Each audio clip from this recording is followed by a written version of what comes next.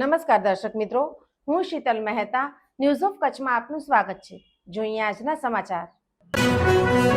ભુજની Sanghvi multi speciality હોસ્પિટલના બાળ રોગ નિષ્ણાંતે બાળકોના રોગો અંગે વિસ્તૃત માહિતી આપી. ભુજની મલ્ટી સ્પેશિયાલિટી હોસ્પિટલના બાળ રોગ નિષ્ણાંતે બાળકોના રોગો અંગે વિસ્તૃત માહિતી આપી. Doctor લહર H Jadav MD paediatrics છે. ભુજની સંઘવી હોસ્પિટલમાં બાળ રોગ સંબંધે સેવા આપે છે.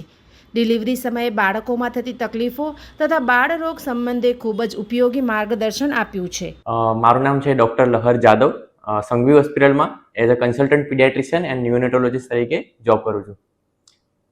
શું અહીં કને સારવારની વ્યવસ્થા છે? તમે બાળ રોગ નિષ્ણાંત છો તો અહીં કને કેવા પ્રકારની સારવાર કરવામાં આવે છે? આપણે પીડિયાટ્રિકમાં PMJY કાર્ડ અંતર્ગત NICU ચાલુ છે, જેમાં 28 દિવસથી નાના બાળકો જે અધૂરા મહિનાના આપણે કહેવાય કે અધૂરા મહિનાના હોય, પ્રીટમ કહેવાય, પ્રીટમ જન્મ થયો હોય એ છે, પછી ગંદુ પાણી પી ગયા હોય જેને મેકોનિમ એસ્પિરેશન કહેવાય, પછી જન્મ પછી રડ્યા ના હોય બાળક, બર્થ એસ્ફિક્સિયા જેવા વગેરે જેવા ક્રિટિકલ પેશન્ટ આપણે દાખલ કરી શકીએ છીએ. અને ટેકનોલોજી છે અત્યારે આપણી પાસે શું વ્યવસ્થા છે? આપણે વેન્ટિલેટર છે, હાઈ ફ્લો નેઝલ કેન્યુલા કહેવાય કે હાઈ ફ્લો થેરાપી છે એ છે, પછી ફોટોથેરાપી માટેની સગવડ છે જેવી વગેરે સગવડ છે. અત્યારે બાળકોમાં સામાન્ય રીતે શું તકલીફો ગરમીના સમયમાં દેખાય? ગરમીના સમયમાં મેઇન તો અત્યારે આપણે હીટ વેવ ચાલે છે, એના લીધે ડિહાઇડ્રેશન છે, પછી ફૂડ પોઈઝનિંગ છે, ડાયેરિયા છે, વોમિટિંગ છે જેવા કેસીસ અત્યારે જોવા મળી રહ્યા છે. તો આમાં આપણે શું આપણે ધ્યાન રાખી શકીએ? તો સૌથી પહેલાં તો બપોરે 12 થી 4 જે સમય હોય એમાં બાળકોને બહાર રમવા માટે નહીં મોકલવાના. આજકાલ તો ગરમી વધારે વહેલી પડવા લાગે છે કે 10 થી 10 વાગ્યા પછી બી આપણે ના મોકલીએ તો સારું. પછી હાઇડ્રેશન, પ્રોપર હાઇડ્રેશન હોવું જોઈએ. દિવસમાં 2 થી 3 લીટર જેવું બાળકને પાણી આપો, જેથી શું ડિહાઇડ્રેશન ન થાય. અને જે વાસી ખોરાક ના આપો, કારણ કે ઉનાળામાં ખોરાક બહુ જલ્દી બગડી જાય, એના લીધે ફૂડ પોઈઝનિંગ બાળકને થતા હોય છે. તો વાસી ખોરાક ટાળવો જોઈએ આપો અને એકદમ હેલ્ધી ખોરાક આપો. અને મેઇન તો હાઇડ્રેશન બરાબર છે.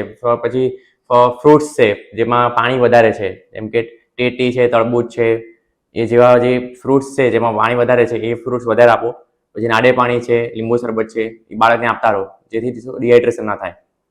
ખાસ કરીને સાહેબ, લોકો બાળકોને લઈને હોસ્પિટલ થોડું ઓછું આગ્રહ એટલા માટે રાખે છે કે આપણે ડોક્ટર કને જઈએ તો 10, 12, 5, 10, 7 દવાઓ લખી દે છે.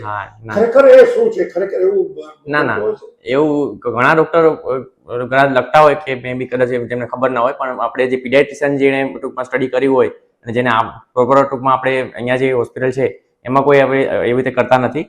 જે જરૂરી હોય બાળકને એટલી દવા આપણે લખીએ છીએ, અને જો જરૂર લાગે તો રિપોર્ટ કરીએ છીએ, રિપોર્ટ પ્રમાણે આપણે દવા લખીએ છીએ. એટલે એવું ડરવાની વસ્તુ નથી કે વધારે દવા લખી દઈશું કે એવું, પણ કંઈ બી એવું તકલીફ લાગે તો આપણે અહીંયા આવી જજો. આપણે પ્રોપર રીતે જેવી થતું હશે એવી રીતે જ કરશું. એવું વધારે ચિંતા ના કરો કે દવા લાગશે. ગમે તે હોસ્પિટલમાં આપણે જઈએ એવું જરૂર નથી. હા, યસ, કોઈ બી ફેકલ્ટીમાં જઈએ તો યાર 5-7 દવાઓ લખી દે, પછી આપણે ખાઈને હેરાન થઈએ. ના, એવું નથી. એવું જરાય ડરવાની જરૂર નથી. અચ્છા, ખાસ કરીને સાહેબ બીજું કે બાળકોમાં ઘણી વખત એક ડેવલપમેન્ટ ઘણીવાર અટકી જાય છે, ચીડિયા પડવા આવે, એ શું હોય?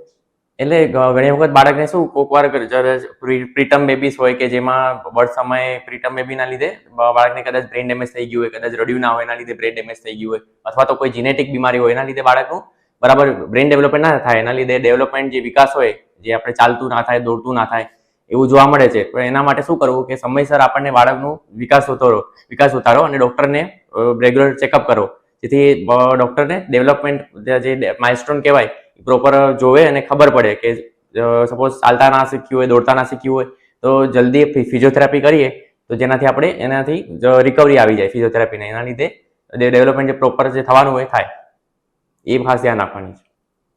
એ રીતે બાળરોગ સંબંધે સારવાર સંઘવી હોસ્પિટલમાં અદ્યતન સાધનો અને નિષ્ણાત ડોક્ટર દ્વારા અપાય છે.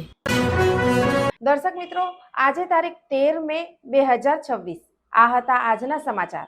આવતીકાલે ફરી મળીશું. ત્યાં સુધી મને રજા આપશો. નમસ્કાર.